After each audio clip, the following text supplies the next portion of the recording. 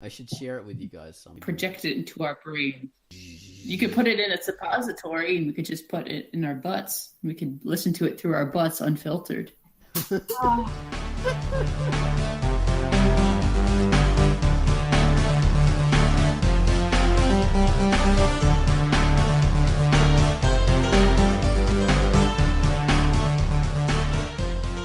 Hello and welcome to Quackcast number 338. I'm Ozone Ocean and with me is Pitface.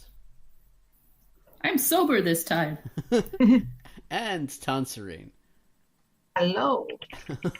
And we're all together. But no Baines, because Baines is actually working. It's That's very what he important. said. He's not sober this time. he's flat out drunk, the old excuse. Sorry guys, can't make it today. Bum drinking. He soaked those tampons in maple syrup until they fermented and then let nature take its course. The audience doesn't know what you mean. Okay, that's an inside joke. It's rude. Literally inside.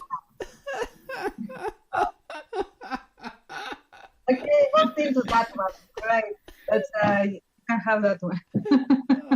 Let's not go. Well, audience, you can read about bum drinking and work out the wonders of it. Everyone's like, what do you have about the drinking of the unemployed? What's going on? A social statement? Oh God. Yeah. Yeah, well, you will be unemployed if you do it that way. All right. Let's talk about what we're going to talk about, which is good artists copy, great artists steal, which is a famous quote by Tanserine. Yeah, because I have stolen it from Picasso and Da Vinci and everybody else. So of course it's mine. Yes, It's mine now. that's how it works, and that's what we're going to be talking about, like being influenced by others and taking your influences and repeating them yourself and claiming them and doing your own version that's even Exactly. better.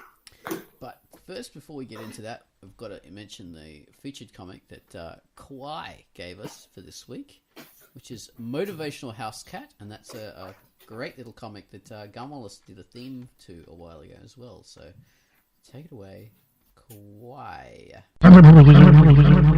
Hello, this is Kwaide Gakse, and the feature I've selected for this week is Motivational House Cat by Motivational House Cat, and it is rated E for everyone. Meet the wonderful, enlightening tabby cat that is here to serve a daily dose of positivity every day. Motivational House Cat is exactly what the world needs right now. Find yourself in a funk? Motivational House Cat will give you a friendly reminder that you are awesome and that you got this. The comic strip, along with the inspiring words by the comic's creator, Drew Gold, are certainly worth reading to help you through a difficult challenge. The comic is drawn digitally and uses bright colors. The pages mainly feature the main character involved in different activities. Open your heart with an open mind and let this little cat brighten your day by reading Motivational House Cat by Motivational House Cat, rated E. And that was Kawaii's feature. Thank you very much for that.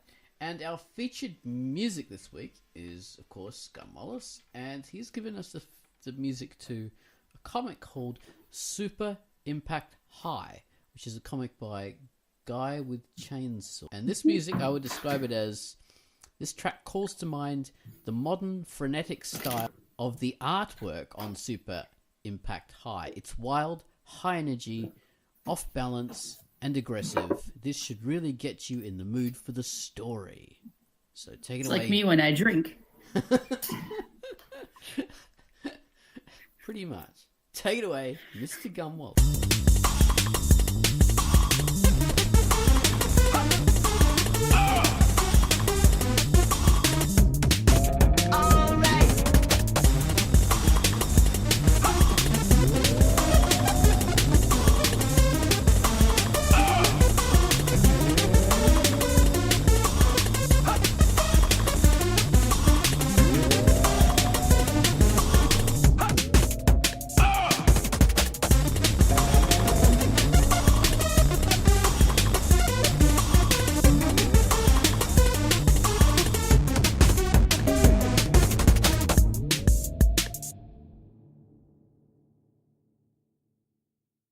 And that was the music.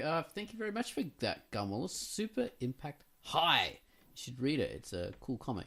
Okay, great artists steal. Is this true? Do great artists steal? Do they?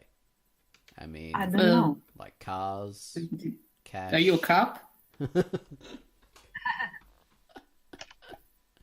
That doesn't work, apparently. You can ask someone and they don't have to tell you, so they can lie. So that's out, you know? Well, let's talk about it and find out. Yeah, do good artists copy, great artists steal. I like that quote because he's sort of like taking on board. No, this isn't influenced. I've actually stolen this idea. I'm proud of it. I like that. Yeah, gotta make it yours. And I kind of, the way I take it too is because, you know, you got to think about the difference between the word being and stealing in this instance, like in this context. And so like, it's like, so stealing is like you are making it your own is how I take it. And I think like, So just imitation. No, it's the opposite of imitation. It's copying is imitation. Like copying, it's just like say for instance, you take a piece of paper and trace a drawing and like change the colors. It doesn't have to be as simple as that. That's copying because you're not putting of your own interpretation or art into it. You know, you're not molding it with any certain vision. You're just kind of recreating whatever it is. Whereas I think in stealing, you're playing with it more. You're not just imitating it. You're putting your own interpretation into it, you know? Yeah. So that's, I don't know. And I think it's fine. I think that's, yeah. If you say that people can't do that, then that's kind of dumb. This applies to. I would say that I would say that it's not feasible either, because there are many patterns that you can't avoid when creating art. So the idea is to make it yours and give it, you know, your stamp, your particular trace. Yeah. Make people think of you when they read it or when they see it or when they hear it, and not someone else. Yeah.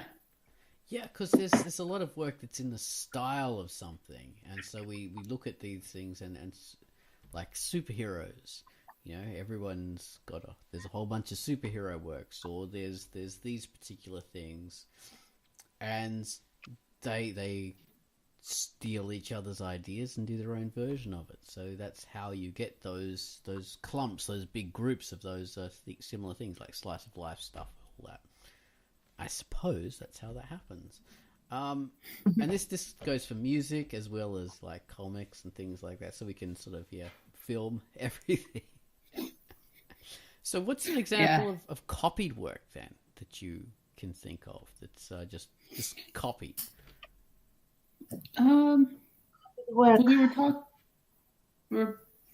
Let's see. When we were talking about music earlier, I can't think of a specific song example that's straight up copying one from another, although you guys were talking about one earlier. But I mean, like, when it comes to... cover versions? Yeah. You know, that's a really good example, actually, because a lot of cover versions, you know, 99% of the time, if you look up a cover of a song on YouTube, it'll be like, yeah, the original did it better, you know? Yeah. And, like, even if it sounds good. But like, the reason for that is usually in the original, it's like, you know, the song is being made for the song's sake. Whereas in a lot of times, if it's cover songs, they're being made as an homage to somebody, you know, and they need something to that musician. So it's not like against covers, and covers can actually help spread the influence of known musicians and stuff. Like look at Metallica's Garage Days, which is all cover songs, and so many metal fans started listening to bands like Budgie and Blitzkrieg and stuff like that because Metallica covered their songs. But I'm digressing. So,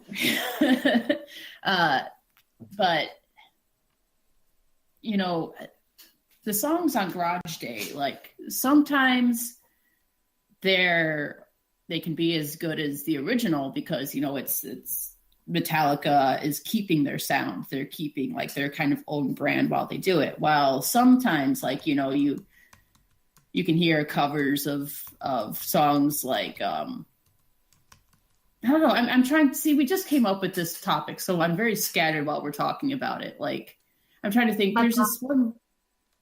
What? I would say I would agree completely with what you're saying, but also it's a very good testing ground for that particular motto that we started with, the quote, with the greatness of the artist, because there are some covers that are better than the original. And you stop thinking of the original per se, and you just want the cover as it is. And I'm thinking a lot of iterations of some pop songs in as they are covered by, for example, Postmodern Jukebox in YouTube. If you know their channel, channel.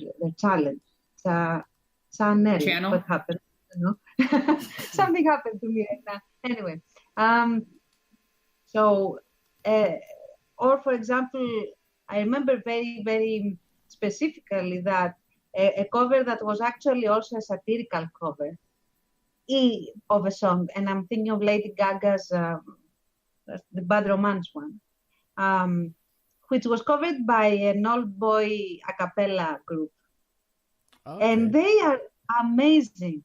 Like, it's like the song was made for them, and they own it to the level that the one that looks like the second best cover is actually Lady Gaga's, at least to my ears. I like theirs much better.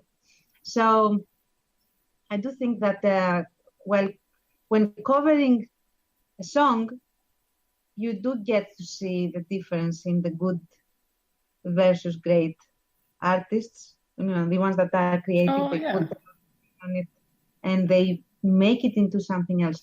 Or the cover of Umbrella, which is, what's the name of that woman? Beyonce. Beyonce. I think it was someone else. The original, like My Umbrella, Under My Umbrella, something like that. The song goes like this, and you have Postmodern Jukebox that make it into a completely different song, and the only thing that is common in the same, it's the main tune, maybe if you really look for it, and the lyrics, and there you go. Okay. So, well, so that's a good example of, you know, what I was trying to get at with the Garage Day things, but I wasn't saying very succinctly. I don't know. But yeah, I mean, I agree that it's a good way of trying to measure, you know, the blah, blah, blah. I can't fucking talk right now for whatever fucking reasons. You know what I'm trying to say. So the idea I think I should is just listen for a while. The idea is what we're saying here is that the good artists would just copy the cover and they would do their own version of it, but it wouldn't be that great because it'd just be a copy. Whereas the great artists would steal in that they'd really make it their own, rather than just, you know, imitating and doing, you know, a slightly different version. They'd really, really make it their own, and it would like be their own because their own version would seem so much better than the original, or comparable to the original, or, you know, be enjoyed on the same level. Yeah, so that's a good example. One of my favorites, speaking of, you know, the Postmodern Jukebox, was Pomplamoose. This lady who and her husband, they get together and they do their own versions of songs. One of my favorites is Telephone, I think. It's a Lady Gaga song. That sounds pretty, you know, crap pop kind of thing. But the Pomplamoose version is fantastic, and that's, wow, way 1,000 times better than Lady Gaga crap. So yeah, it's really good to listen to really good versions. What about comics? I think there are there was especially copied versions. Say we had Rob Liefeld was doing his Image comics when they broke away. I don't know this firsthand. I read about this after the fact, but he broke away from some other comic group, and then he started doing his own versions of a lot of superheroes. So we had things like Deadpool, and then another version of Deadpool, like Deathstroke or something like that. And those were the two, like, basically copied characters with all the same powers and stuff like that, but, you know, working for whatever reason, you know, by different publishers. And of course you have like Marvel and DC, and they have different, like, I don't know, Prince Namor, who's the undersea hero, and then you have Aquaman, who's the other undersea hero, you know, for the Marvel and DC, that kind of stuff. I'm not sure of many others because I don't know that much about mainstream comics, but I don't know The Thing, much Incredible Hulk, like different things. But yeah, they do have like clashing franchises, I suppose. But another thing I'm thinking in terms of artists being better than the original is and I might get criticism for what I'm going to say, but I regret nothing, is the illustrations in the original Harry Potter books are dreadful, including the covers. They're dreadful. They are like, what were they thinking? And if you go anywhere, you will see amazing covers for every single book by amazing artists out there. And you see everyone presenting the book as they interpret it. You know, the style. I understand what you mean, yeah. And I mean, every single one is better. They literally no new cover made or illustrations made for these books that aren't better than the original. Yeah. I mean, everyone. Yeah, I agree. Those original covers that I've seen, they really turn you off. They're like a very young kids kind of work, not work by kids, but covers you would put on really young kids' books. Yeah. And not the good ones either. I mean, I have seen very attractive children's books. Those are not it. They're lame, basically. It's British children's publishers would do that. Back in the 80s, they would give shit covers like that. But I think this was done in the 90s too. So, yeah, it was horrible work. Tolkien is the same thing. The famous Lord of the Rings and The Hobbit. If you look at his original artwork for them, it's just toilet, you know. It's crap. The original artwork, was there any original artwork? I mean, I think it was just the like the sigil of Gondor or something like that, wasn't it, on the cover? Yeah, but he had also done on earlier versions these very geometric looking mountains, and it's just like mountains with different levels, stuff like that. Yeah, it's really crude, and it was used like reprinted and recolored in different versions for many years afterwards, and it's just really lame. But after that, there's been many fantastic covers, and the artwork done by many different artists. So because it was like hugely influential back in the 70s and the 60s, and there were so many artists that weren't paid artists, they just did it themselves, you know, musicians, and everyone did their own things. Yeah, exactly.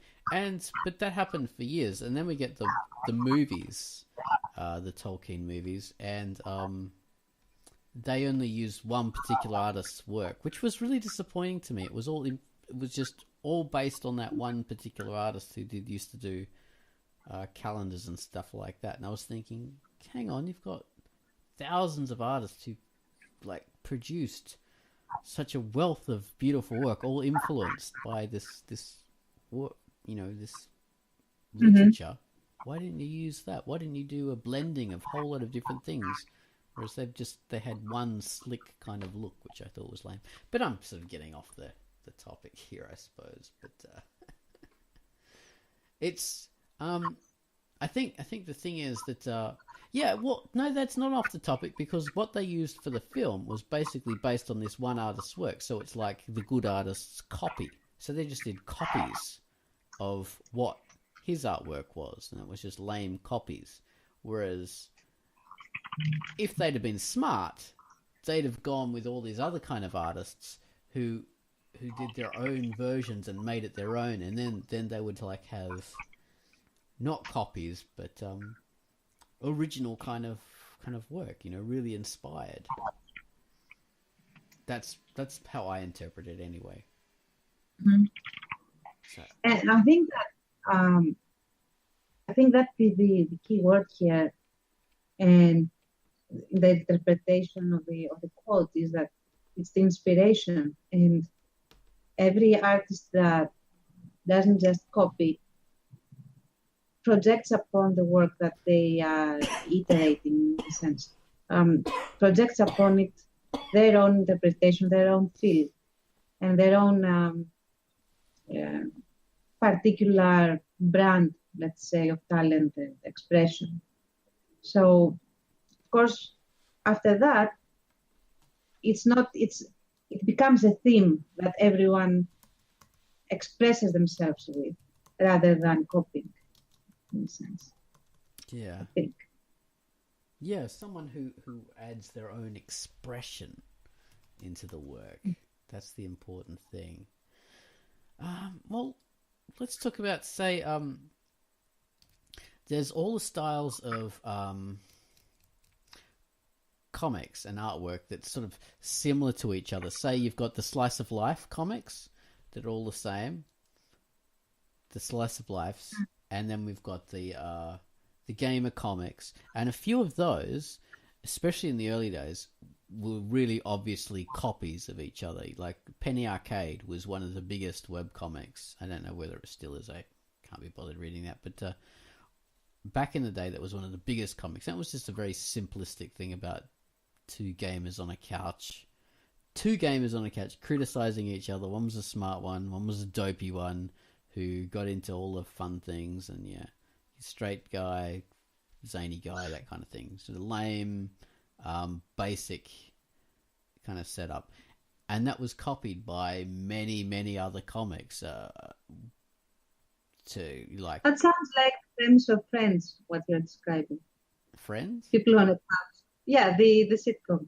Yeah, it's probably based on ideas like that. There was a Control-Alt-Delete. That was a hugely popular comic, and that was just a pure copy of Penny Arcade to begin with. And then there was, say, PvP, which sort of went in its own way, but it was a comic about gamers, like the same kind of thing. So you've got gamers and zany things happening, and a straight guy and a zany guy. It's a bit more varied, and then you have like a legion of like amateurs doing their own versions. Everyone's amateurs, but in the webcomic world, but you have a legion of other ones, sort of lesser versions, all doing their own thing. And yeah, that was one of the biggest genres in webcomics for a while, was the gamer comic. Everyone was copying rather than stealing, really. I would say, in our interpretation of the quote, there were copies. I don't know if that happens in a lot of other things, but that was, Sprite comics. The biggest Sprite comic was the what was it called? Do you remember what it was? It was like it was based on the old Final Fantasy game, I think. Pit, do you know it? What was it? It's like some sort of adventure thing. But that was massively popular, and then suddenly we had the explosion of Sprite comics after that, all based on, like, I don't know, there was one Sonic. I imagine there was one Sonic before there became 50 million Sonic ones, and there was I don't know, maybe Sonic is the only kind of Sprite comic there is. It seems to be. and maybe Mega Man as well. I remember a lot of You're right. Mega Man and Sonic, they're the two kings of the sprite comic world. They are. They. I think something that comes into, like a factor that comes into all of this is that when something becomes popular, people might want to copy it in order to gain popularity, like riding the coattails in a sense of something that is popular. So they would be copying because they actually want to copy. They want to imitate a particular recipe of success. So then you have a lot of copiers that at least start that way.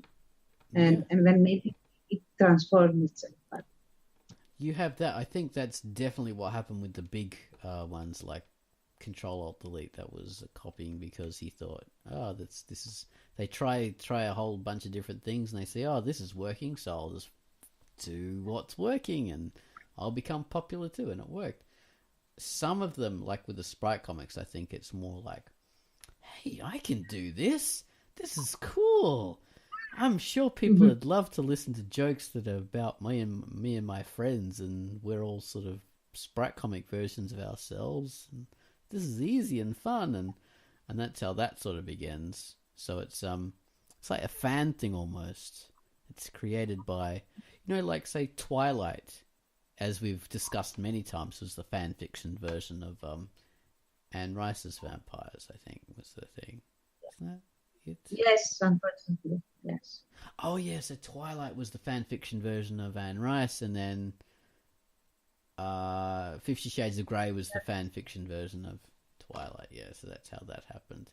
But you'd say that was a case of, I mean, I wouldn't say they're great artists, but they were stealing the idea rather than just copying. So they were being very clever in that way, that they were creating their own version. They made it their own. So I think I would not go that far with these particular examples.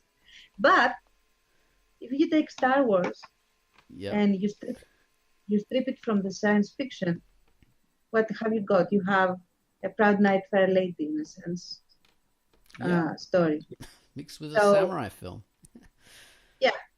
So you would have a stealing, quote unquote, of these particular tales, but this is incarnated into something completely different, and it has its own thing, its own niche of things. Good point.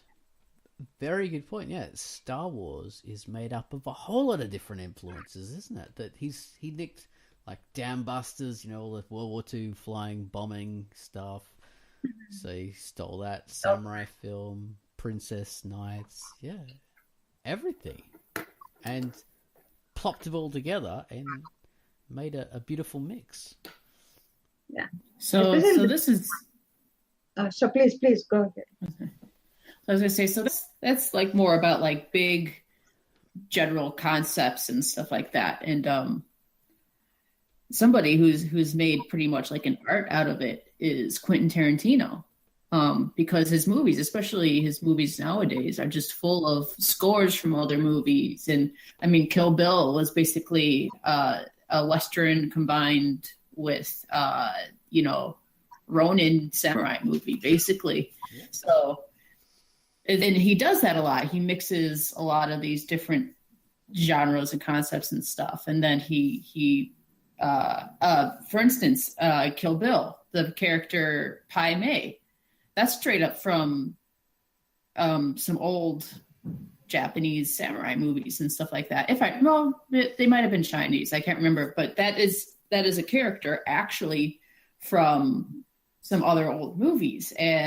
But I like what he's done here because he's taken this character and he's not like a cardboard character. He still feels very vibrant and memorable. And so like I like the fact that Tarantino took that character and did that with him, you know? So like he makes an art out of stealing these things. I love it, man. It makes them even more iconic in some senses. It's really cool.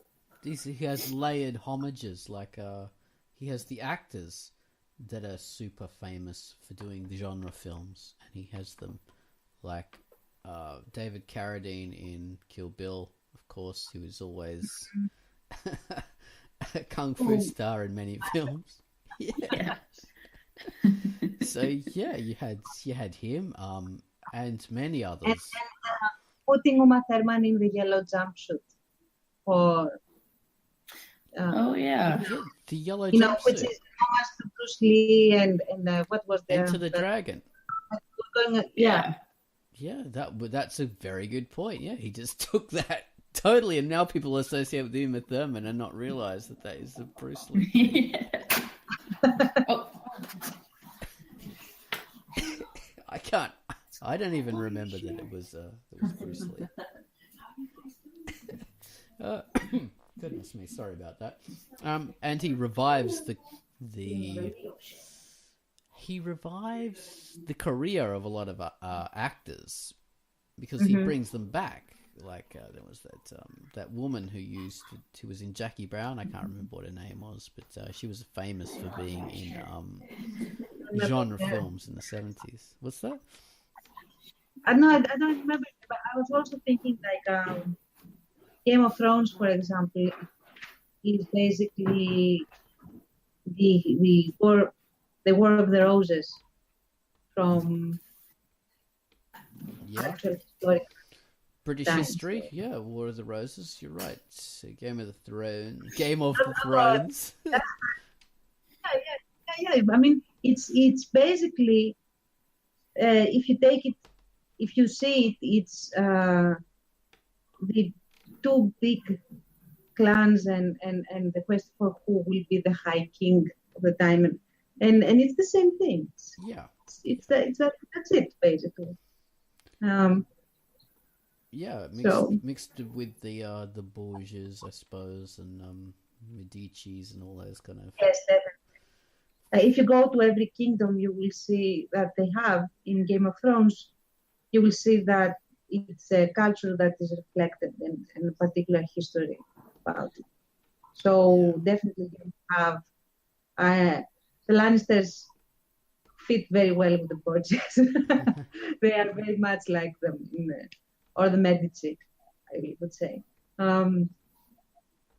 So yeah. I haven't seen that. I'll have to see that one day. The Game of the Thrones, the game of the Thrones, and see what all the fuss is about. Because if you recommend it, that's a good recommendation.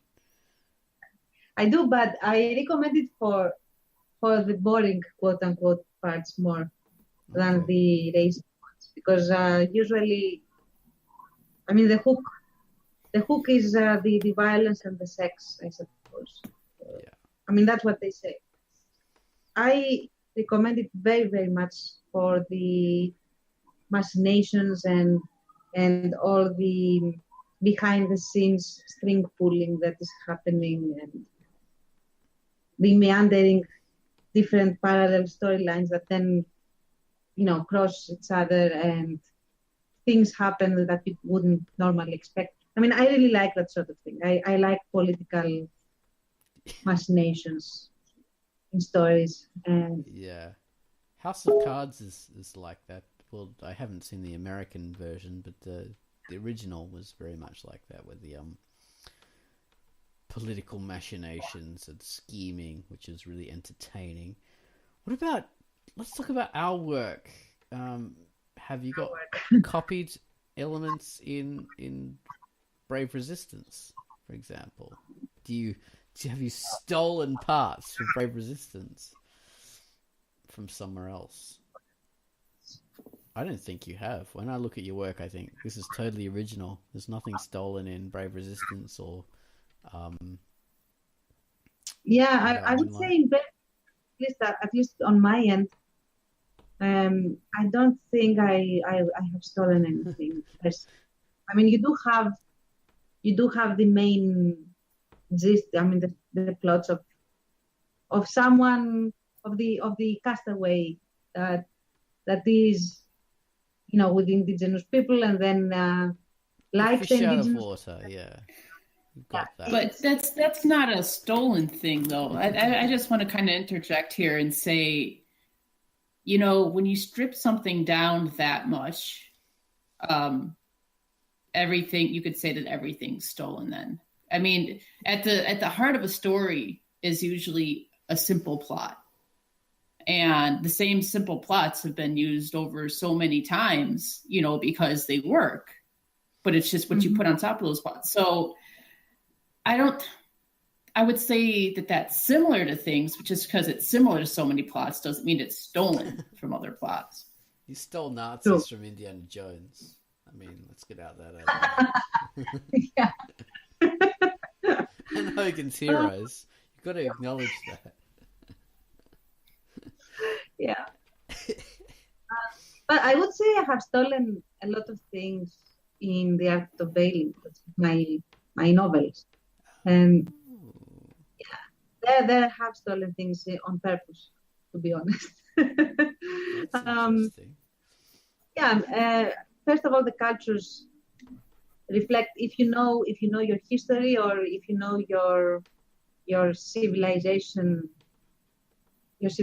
you will realize who is who in the Art of Bailing world. I mean, From history, basically. Yes. Yeah. So, and you will also know which parts of history I'm poaching for each one. Yeah. That's one thing, and the other thing I have definitely poached from is the idea of the Great War, or World War II, or World War One. I mean, pick one. Yeah. The idea of the Great War, and it's being a catalyst for change post-war. Big conflict. Yeah. That definitely. Say for Pinky TA, one of the things that a lot of people commented on was the mecha that I use in Pinky TA, the trompers as they're called in Pinky TA. So those are the things. They're a two-legged walking machine with guns and missiles and all that kind of stuff. And people would say, "Oh, this is like the ST-80 or something like that from Star Wars." And I can go, yeah, they had two-legged walkers in Star Wars, sure. Return of the Jedi. But, what's that? I think the AT had 4 legs. That's the AT-80. This is the AT-ST. Or ST-80 or something. So, yeah, there's that. But I wasn't just influenced by Star Wars. There was... Millions of people have used this, so they've all sort of stolen the idea from each other. So you've got the walkers, the huge walker Ed 209 in RoboCop, of course. So that's another hugely popular one that heavily influenced me. You've got all the ones in... If you look at anime and manga, there's thousands of these two-legged walkers. There's Mech Warrior, of course, who had their version of the big two-legged thing. Robotech had millions of different versions of Robotech, which was, of course, stolen from Macross. And that has that its own version of the big two-legged walkers. So it's a constant thing. And, I did my version. So it has a pedigree of two-legged walker machines. And when I did mine, I carefully designed it so it didn't look like the Ed 209, and it didn't look like the AT-ST from Star Wars, or the Robotech ones, Macross, whatever. It has its own particular look that fits in with the time, So it's a huge cast iron hull. It's not like, and it's got like big rivets and things like that in it, so it looks like it's made in the 1920s, and it's diesel powered and stuff. So it's got its own kind of thing, and it's recognizably not the things from all these others. So that's how I copied or stole an idea and used it and made it my own. So yeah, I think it's worth doing. It's because if something Oh, works, I'll go on, Towns. No, I said I was agreeing. Yeah, I said definitely. if something works visually and it's exciting in pop culture, and when you see it on screen, you think, "Oh my god, that thing is so cool! I've got to have one of those. I've got to do my version of it. I could really use something like this and make it my own." You're not sort of thinking, that's cool. I think I'll do that, and I'll get the same kind of fan appreciation because everyone has to have this, and I'll have to have it as well. It's more of a homage to it, or you're thinking, I'll build on this idea and make it better rather than just copying it. Can I add to this? Yeah. Unless now that you mention it, I remember, because there are a lot of things that I forget the creative process of after I have been doing them for like few years. I forget how I initially came up with them. But now that you mentioned this thought process, I actually have stolen for Without Moonlight. And Oh, really?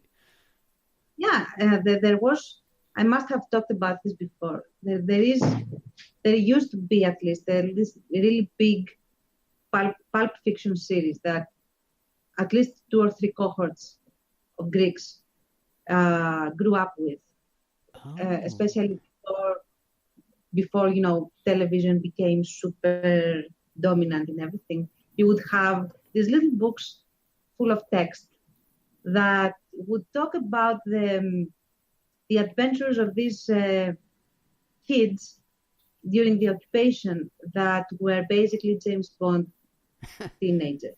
Yeah. And super unrealistic, very patriotic, and with Germans that were absolute idiots. So, The Leapers. well, yes, some no, they were not leapers. They were agents. They were agents of SOE, basically, that had been recruited into SOE, although they were Greek, and they were going in assorted missions, not only in Greece but also in other countries and everything. And you had the dashing young man who was the hero, and he also had his very chaste and very pure romantic interest. And they frustrated you. Never. You had the comic relief, all the basic elements of such a pulp story, basically. And I remember when I was young, I came across this because my mom had them. So I came and I read through them all and I loved them. I was infatuated when I was something like 9 or 10 years old. But then as I grew older and I kept rereading them, I got frustrated with all the unrealistic things. And I said, I wouldn't do it this way, I would do it that way, and blah, blah, blah. So this thing was always in the back of my mind. And when I learned that there actually existed leapers, real life young kids that would actually do certain things, so on and so forth, I posed that idea. As well. Interesting. And that's how I started working on the Without Moonlight idea. Yeah. Of course, now it's completely its own thing, and it doesn't remind of those stories. But Greeks would know there are some little hidden things inside, but they would know that, okay, that's a little homage to that. And thing to that. Yeah. Cool. So it grew out of that. That's fantastic. Yeah, well that's the thing. Ideas that we steal from elsewhere, we use it as the germs of new ideas and to create new fantastic projects. So it's important to be able to do that. Yeah, I think that is the real seed of the whole quote, isn't it, really? It's using other things to create more things, because you can't create in a vacuum. There's a myth of originality that idiots, the real morons try and follow, and they think, oh, I have to do this totally original. I can't copy from anything. I have to create something just totally new, and that's impossible. Because even if you do that, the thing you make is going to be a new version of something you've seen or heard at some stage. Because that's how culture is. It builds on something else. You can't just create out of nothing. So yeah, even you are made out of the DNA copied from your mother point. and father. Yeah, excellent point. That's very true. Yeah, people are made of the earlier versions of other people, recombinated and mixed. You have stolen half and half. Yeah, exactly. And created your whole, but you're an original. So that's the point. Excellent. Yeah, it's been excellent analogy. Stolen That's an excellent. And made I need to use that somewhere. I will steal that one as well. We'll attribute it now. Tanserine came up with this quote. No. We will not steal the paternity. Oh, goodness me. I shouldn't cough like that. Yeah, there are other things in Pinky TA that I've done that with as well. Pinky's famous, what do people call it? Arseless chaps. That's how they describe her pants. Her pants, they call it the arseless. You stole those from Rob Halford.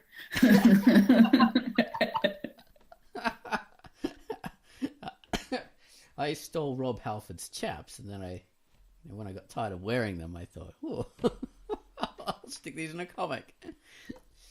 But originally I saw this excellent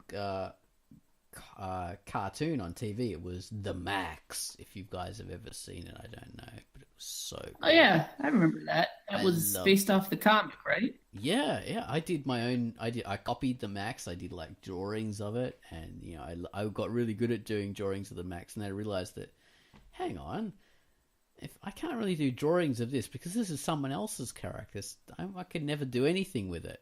I could just keep, doing. I could draw this fantastically, and do all these different poses and stuff like that. But this is someone else's work. I can't use that. But there was this character, Julie, I think she was called, and yeah, the Leopard Queen.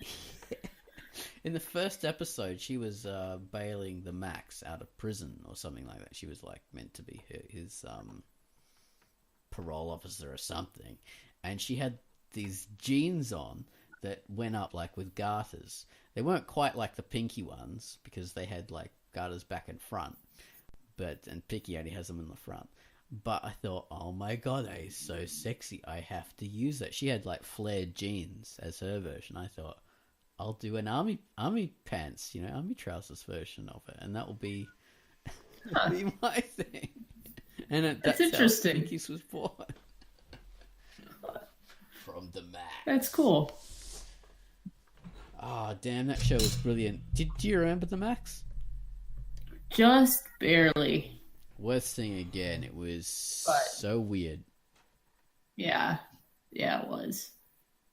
So that good. Kind of MTV Liquid TV animation or whatever it was on. Yeah, exactly. And the other big thing that was an influence of that was Aeon Flux. Yeah. Super sexiness. And Pinky was the same in that she's sexy but dopey in a way, not quite. Like, on the superficially, she's like sorted, like really, superhero. Badass. Yeah, badass. But yeah, she can fall on her ass and the whole thing can be ruined. And that's step on a tack and fall off a building and break her neck. Exactly. Like, Aeon Flux is fantastic for that, which they didn't do for the film at all. Which I was shocked that they didn't do any of that. I don't remember the film very much, and probably because it didn't really make much of an impression on me. And maybe that's an example of bad sort of copying. Just, it didn't do anything. I can't really remember it. Just whatever. I can watch the cartoon of this and be happier. Exactly. I just remember a machine gun for a leg. from the movie. That's the only thing I remember. No, that was You're thinking of Grindhouse. sorry. That Hands, wasn't Aeon Hands Flux. for Feet. I remember something weird, like Hands for Feet, maybe. Yeah. Or was that also? Oh, Hands for Feet. Yeah, that was Aeon Flux. Yeah, a woman with hands for feet, genetically modified to have hands for feet. Yeah, that was one of the few things they actually took straight from the cartoon. It was a lady who had hands for feet. Or feet for hands. Okay.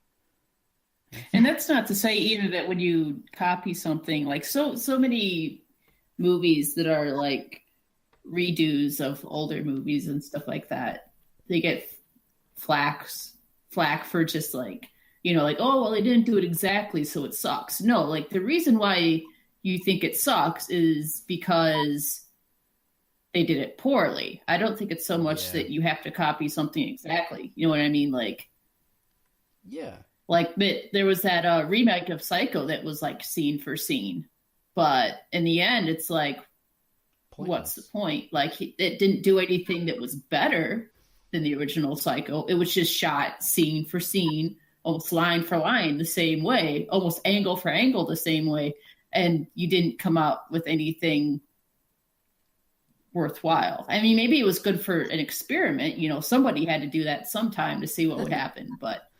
It just, so, yeah. Yeah, which is, that's what you do for a play.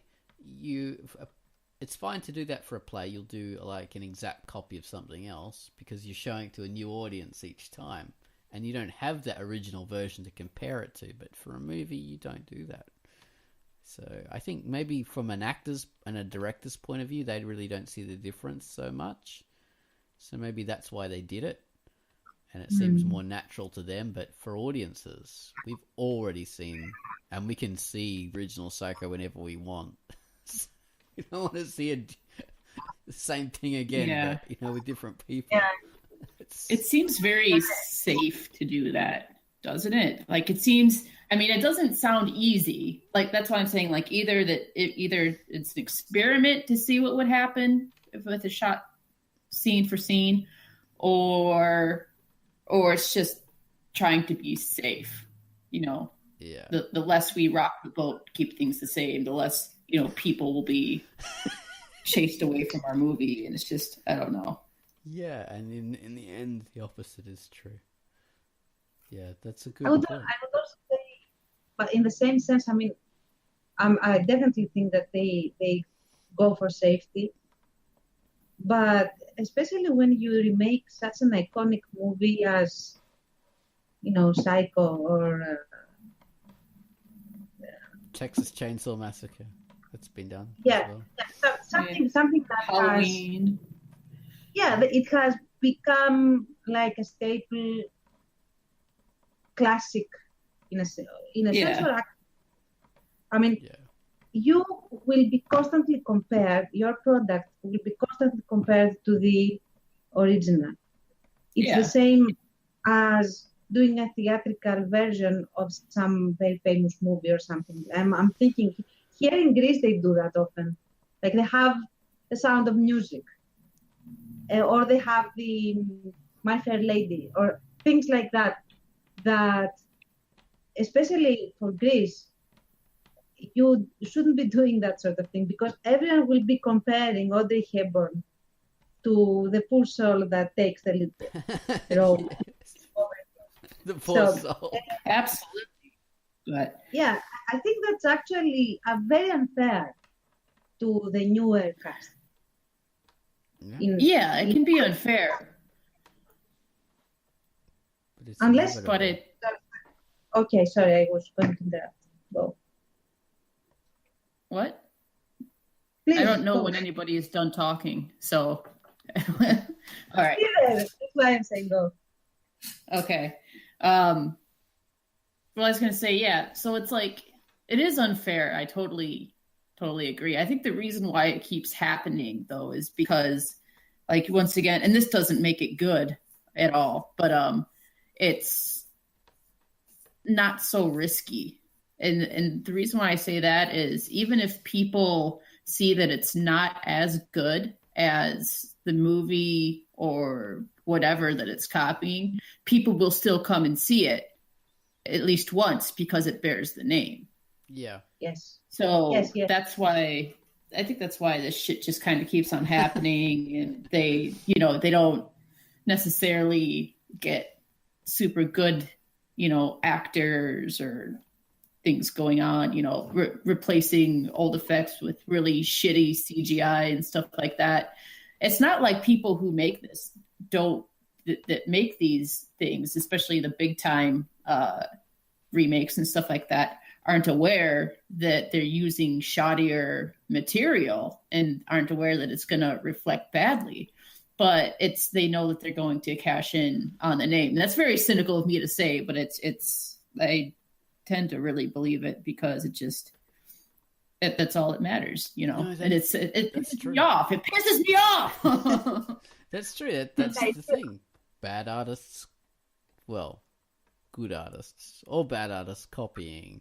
And that's all they're doing. They're just copying. They're not really doing their own version. They're just... I'm thinking like that there are some very brilliant exceptions to this, but they are so rare and far between. Like I'm thinking of, and this might also be a personal opinion. I'm thinking of The Italian Job. If you have seen... Oh, the the Italian movie. Job, yeah. So that's with Michael Caine and all that kind of stuff, yeah. Yeah, and it was remade. And both movies stand very well on their own. They do the very different thing in a very different angle and interpretation of the same story. Yeah. And you like them both. You don't have a problem Okay. liking them both. They are not comparable per se, is what I'm saying. Yeah. Although one is a remake of the other. And I would be okay with that sort of thing, but it almost never happens. Almost. Yeah. There's a remake and it stands on its own, basically, is what you say. Yes. It stands Yes. on its own. Yeah, it's hard really to think of things that do that. It's, nothing comes to mind. I'm sure it's been done a few more times than just the Italian Job, but Yeah, for sure. yeah. I should probably Google that say so we can the Brady I'm Bunch really- TV series, which is what it is.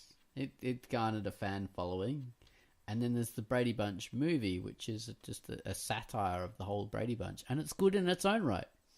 Even though it doesn't really carry on from the Brady Bunch, it doesn't feature any of the actors. It's its own version, and it went its own way, and it's really good. 21 Jump Street, another example of a film that takes an idea and then just does its own thing. Doesn't copy, but it does its own thing. And there's a few more like that as well. They just took an idea and they did their own version of it, and they owned it. I can't think of another version. I know there are more, damn it. Let's think of TV series that turn into I'll movies. Google that. Now I'll Google. Okay, let's see. Good remakes. The Addams Family.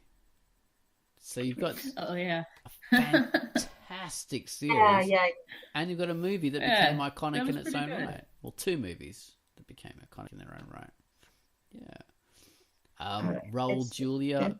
just as good as John Aston as Gomez. Angelica Houston, just as good as whoever was the original. Okay. Yeah, I agree though. True Grit, for example. True Grit. I'm Yeah. looking at lists. That was pretty good. It gave different interpretations between the movies. Is that a John Wayne film originally? Yeah. Yeah, I think so. Yeah, it was. I might have seen that. Yeah. Little Shop of Horrors, I say. I didn't know it was a remake, but clearly Oh yeah, the well, second. the original wasn't a musical. The original- I do like the musical version though. That's my favorite. That's my one. I like it too. I like the I Am a Dentist song. Oh really? I can't even remember that one. It's been so long. I just remember feed me Seymour, feed me all night long, feed me Seymour. I love that. That is fantastic. We must do a new horror commentary and just do it on Little Shop of Horrors. That's It's not actually horror without the original ending, though. Really? Horrors. Yeah, because originally they had not Seymour, the plant actually won. Yeah. He ate everything and took over the world, and it ends with this giant Godzilla-size plant eating everything. and devouring the city, and that was the end. But they didn't like it in the screenings, so they changed it. Yeah, they had little baby Seymours, didn't they? I can't remember. It's been so long since I've seen it. But yeah, fantastic stuff. Toxic Avenger, fantastic, silly, crazy movies, and I love the animation version too, which is totally different, but made by the same people. Yeah. We could also say Mad Max, like the most recent one would be a remake of which one was of the trilogy that also has the car chase. I think the second one, not the. All of them have car chases. Yeah, not the first one. The first one is.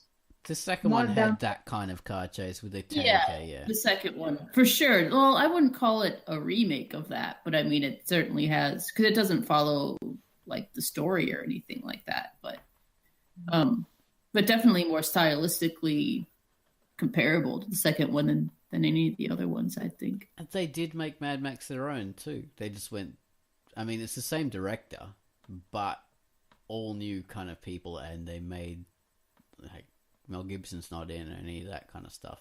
They made it into a whole new thing. You know, now it's the Furiosa movie almost. It's like it was Furiosa Imperator or whatever her name was. It was almost around her, which is it worked well. It just became a whole new thing. It wasn't like the typical Mad Max film, and it was fantastic. So yeah, that was a good example of, although, as I said, same director, but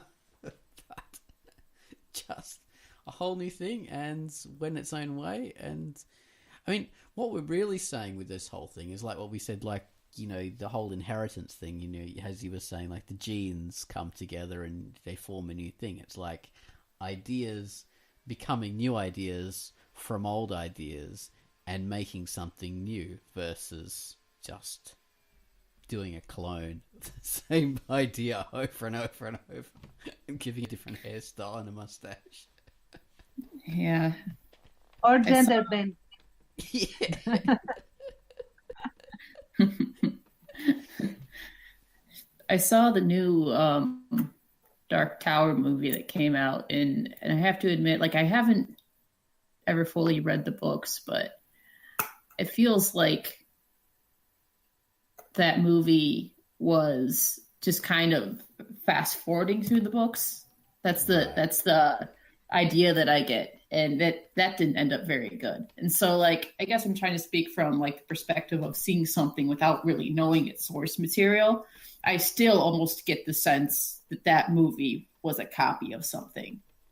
Yeah. I mean, even though I know it was, but like you can almost feel it, you know, because it's just kind of like walking you through these things that happen without ever really immersing you in them.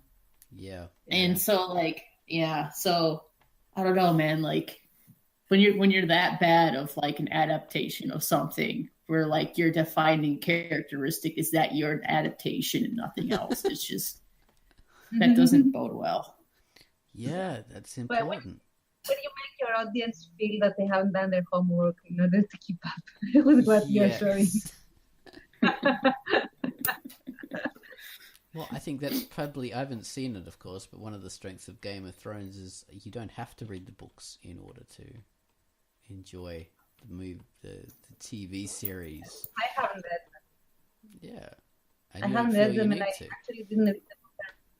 No, I did it on purpose in order to be able to enjoy the version for TV without having to, expecting to see certain scenes and then not getting the scenes and getting frustrated. Like, see the end product of the interpretation first and then go back to the source.